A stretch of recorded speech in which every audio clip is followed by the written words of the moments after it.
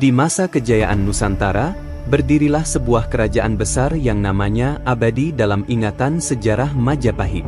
Namun, di balik kejayaannya yang gemilang, terselip kisah-kisah mistis yang membayangi kejayaan keraton ini, menyelubunginya dengan aura misteri yang tak lekang oleh waktu. Kerajaan Majapahit berdiri pada tahun 1293 Masehi di bawah pimpinan Raden Wijaya Pendiri sekaligus raja pertamanya.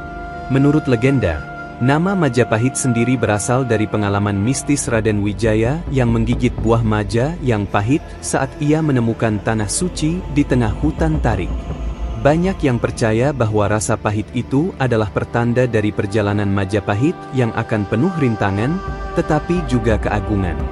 Kekuatan mistis Majapahit konon terletak pada hubungan erat antara raja, rakyat, dan dunia gaib.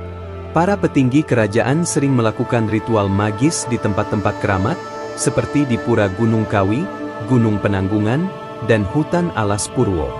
Mereka memohon perlindungan kepada para leluhur dan dewa-dewi yang dipercayai menjaga takhta Majapahit dari kehancuran.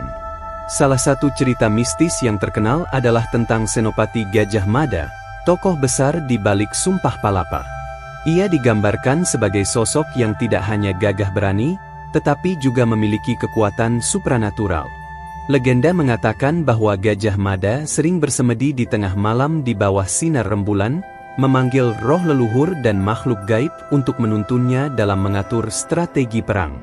Beberapa prajurit yang mendampinginya mengaku melihat bayangan harimau putih besar, penjaga spiritualnya, yang muncul di belakangnya saat ia berbicara. Tak kalah mistis, kisah Ratu Kencana Wungu, seorang pemimpin wanita yang cantik sekaligus memiliki aura magis. Dalam legenda, ia disebut-sebut sebagai titisan Dewi Durga, dengan daya pesona yang mampu melumpuhkan musuh tanpa pedang.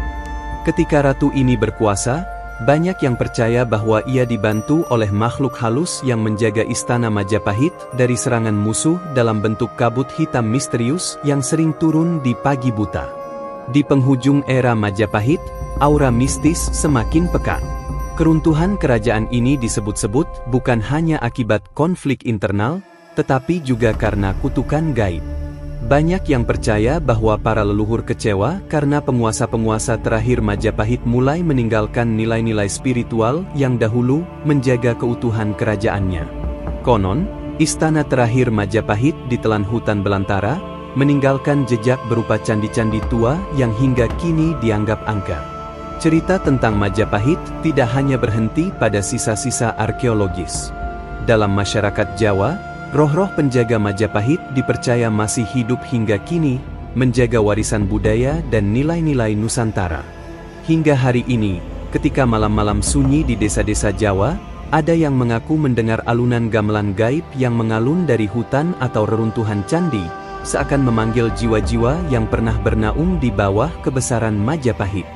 Begitulah Majapahit, sebuah kerajaan yang tidak hanya berdiri di atas tanah, tetapi juga di atas kepercayaan magis yang menyeimbangkan dunia fana dan gaib. Kekuatannya abadi, bukan hanya dalam sejarah, tetapi juga dalam mitos dan cerita yang terus menghidupkannya.